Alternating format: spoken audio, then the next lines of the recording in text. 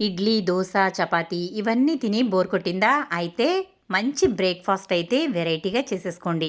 అదేంటా అనుకుంటున్నారా? మహారాష్ట్ర స్పెషల్ అండి కంద పోహ. చాలా చాలా బావుంటుంది. ఇంట్లో అటుకులుంటే చాలు అదిరిపోయే బ్రేక్‌ఫాస్ట్ అయితే రెడీ అయిపోతుంది. నిమిషాల్లో చేసేసుకోవచ్చు. లంచ్ బాక్స్‌లోకైనా అప్పటికప్పుడు పిల్లలు ఏదైనా కావాలని మారం చేసినా చిటికెలో చేసేయొచ్చు. మరి ఏ విధంగా తయారు చేసుకోవాలో చూద్దామా? Welcome back to my channel.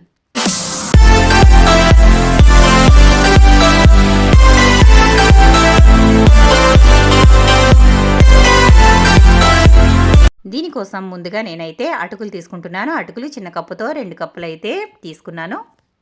ఈ ఉప్మా కోసం అటుకులు మందంగా ఉన్నవైతే బావుంటాయండి. మనకి బయట దొరుకుతాయి కదా! షాప్‌లో దొరికే అటుకులైతే అవి బావుంటాయి. అలాగే ఆడించుకున్న అటుకులైతే ఇంకా బావుంటాయి. ఇంకా కొన్ని పలుచగా ఉంటాయి. అవైతే అసలు బాగోవు. ఎందుకంటే అవి వెంటనే నీళ్ళల్లో కరిగిపోతాయి గాబట్టి అవి అంత బాగోవు. బయట షాప్‌లో గానీ లేదంటే ఆడించుకున్నవైతే చాలా బావుంటాయి. అవి నేను ఇక్కడ 2 కప్పులైతే తీసుకున్నాను. ఇప్పుడు వీటిని శుభ్రంగా 2, 3 సార్లు బాగా కడుక్కోవాలి. ఎందుకంటే దీంట్లో చాలా పొట్టుంటుందండి. ఆ పొట్టంతా పోయేలాగా చక్కగా ఈ విధంగా శుభ్రంగా 2, 3 సార్లు మంచిగా కడుక్కుందాం. అటుకులు ఆరోగ్యానికి చాలా మంచిదండి. మార్నింగ్ టైంలో అటుకులలో పాలు వేసుకొని, పంచదార వేసుకొని తింటూ ఉంటే చాలా చాలా బావుంటుంది. నాకైతే ఆ విధంగా తినడం చాలా చాలా ఇష్టం. మరి మీకు?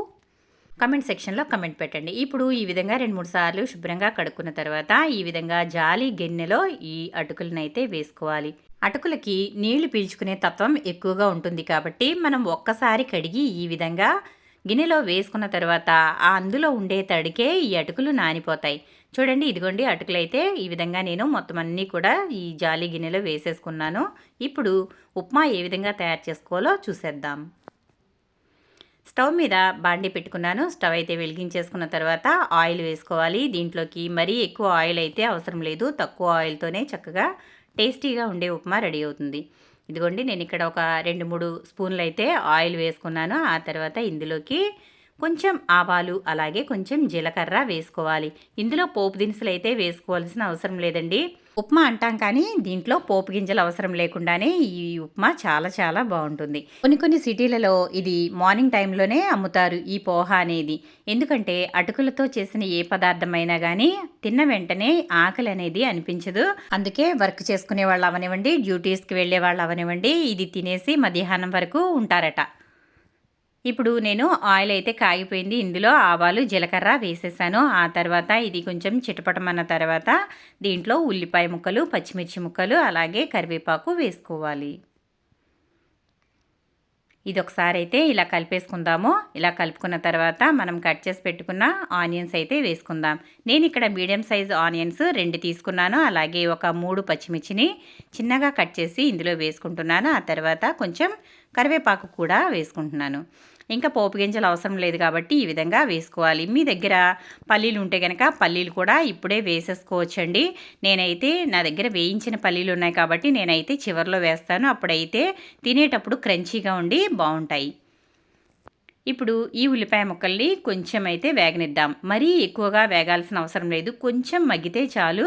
ఈ విధంగా మగ్గాలి. ఇప్పుడు దీంట్లోనే మనం ఒక బంగాళాదుంప ముక్కల్ని వేసుకుందాము. బంగాళాదుంప మన ఇష్టమండి. ఇది పోహ కాబట్టి ఒక దుంప అయితే వేస్తున్నాను నేను. మీకు ఒకవేళ నచ్చకపోతే స్కిప్ చేసేయచ్చు. దుంప లేకుండా కూడా ఈ పోహ అనేది చాలా చాలా బావుంటుంది. మనమైతే అటుకుల ఉప్మా అంటాము. ఇది మహారాష్ట్ర సైడ్ అయితే ఇంకా కంద పోహ అంటారండి. చాలా చాలా టేస్టీగా ఉంటుంది. ఈ దుంపని ఎందుకు వేస్తున్నానంటే మీకు ఫస్ట్ టైం చూపిస్తున్నాను కాబట్టి పర్ఫెక్ట్‌గా ఉండడానికి నేను ఈ దుంప అయితే వేస్తున్నాను. మీకు దుంప నచ్చకపోతే కనుక దుంపని స్కిప్ చేసేయచ్చు. దుంప కూడా మరీ ఎక్కువగా వేగాల్సిన అవసరం లేదండి. మరీ కలర్ అయితే రావక్కర్లేదు. ఇది కొంచెం ఉడికితే చాలు. అంటే మనకి కొంచెం మగ్గితే చాలు. ఇప్పుడు ఈ విధంగా ఒకసారి బాగా కలిపేసుకున్న తర్వాత ఒక 2 నిమిషాల పాటు దానిని వదిలేయాలి. ఆ తర్వాత మళ్ళీ ఒకసారి ఈ విధంగా తిప్పుకోవాలి. చూడండి దుంప అలాగే ఉల్లిపాయ కలర్ అయితే మారింది. ఇప్పుడు దీంట్లోనే ఉప్పు, పసుపు వేసుకుందాము.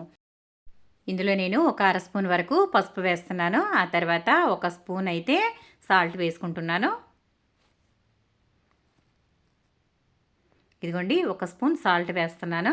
ఆ తర్వాత కొంచెం షుగర్ వేసుకోవాలి. షుగర్ వేసుకోవడం వల్ల టేస్ట్ అనేది ఎన్హాన్స్ అవుతుందండి. చాలా చాలా బావుంటుంది. ఒకవేళ మీకు అది నచ్చకపోతే గనక దీనిని స్కిప్ చేసేయచ్చు. కానీ మహారాష్ట్ర సైడ్ అయితే కంపల్సరీగా షుగర్ అనేది వేస్తారండి. ఇప్పుడు ఇవన్నీ కూడా ఇలా బాగా కలిపేసుకోవాలి.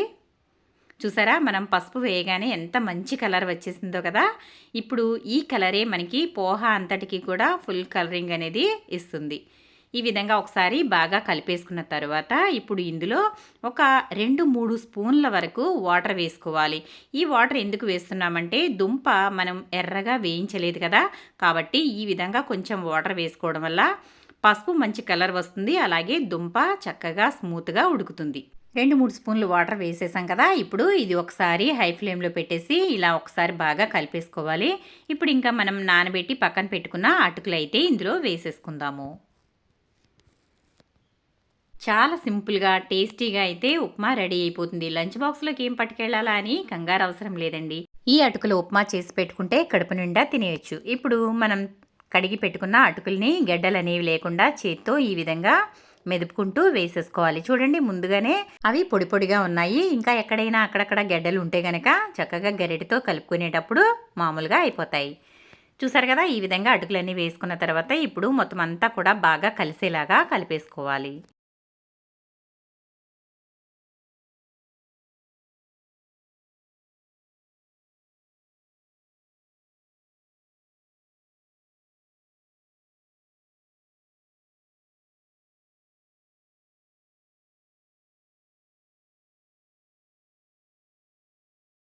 కలుపుకునేటప్పుడు చిన్న మంట పెట్టుకుని కలుపుకోవాలి. ఎందుకంటే హై ఫ్లేమ్ పెట్టినట్లయితే అడుగనేది త్వరగా పట్టేస్తుందండి. కాబట్టి చిన్న మంట పెట్టుకుని కలుపుకోవాలి. ఇలా కలిపేసుకున్నాం కదా. ఇప్పుడు మళ్ళీ ఒక 2-3 స్పూన్ల వరకు వాటర్ అయితే వేసేసి దీనిని కదపకుండా మూత అయితే పెట్టేసుకోవాలి. ఇలా పెట్టుకోవడం వల్ల అటుకుల ఉప్మా మనం చేసిన తర్వాత చల్లారిపోయిన తర్వాత కూడా చాలా సాఫ్ట్గా పొడి పొడిలాడుతూ మెత్తగా ఉంటుంది.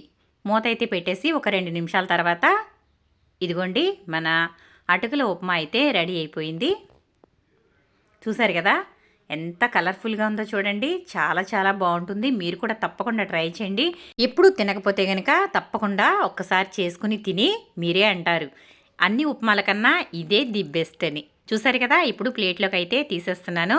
పొగలు కక్కుతుందండి. వేడివేడిగా తిన్నా చాలా చాలా బాగుంటుంది. అలాగే చల్లారిన తర్వాత తిన్నా కూడా చాలా చాలా కమ్మగా ఉంటుంది. మరి మన ఉప్మా అయితే రెడీ అయిపోయింది. ఇప్పుడైతే నేను దీంట్లో చివరగా కొత్తిమీర అలాగే వేయించిన పల్లీలు చల్లుకుని నిమ్మకాయ పిండుకుని తింటూ ఉంటే ఆహా అంటారండి. కంపల్సరీగా మీరు కూడా తప్పకుండా ట్రై చేయండి. మీకు ఏ విధంగా వచ్చిందనేది నాకు కమెంట్ సెక్షన్లో కమెంట్ పెట్టండి. అటుకుల ఉప్మాకి ముందుగా మనం తీసుకోవాల్సినవి మంచి అటుకులండి. గట్టిగా ఉన్న అటుకులు అయితే ఉప్మాకి చాలా చాలా బాగుంటాయి. నేనైతే ఆడించిన అటుకులండి ఇవి, వాటితో చేస్తున్నాను. మీరు ఆ అటుకులు దొరికినా పర్వాలేదు, లేదంటే కనుక గట్టిగా ఉన్న అటుకులైనా బాగుంటాయి. ఇదిగోండి ఫైనల్గా ఇంకా పల్లీలు అయితే వేసేస్తున్నాను. వేయించిన పల్లీలు ఈ విధంగా చల్లుకుని ఆ తర్వాత దీనిపైన కొంచెం కొత్తిమీర చల్లుకుని చక్కగా వేడివేడిగా సర్వ్ చేయండి.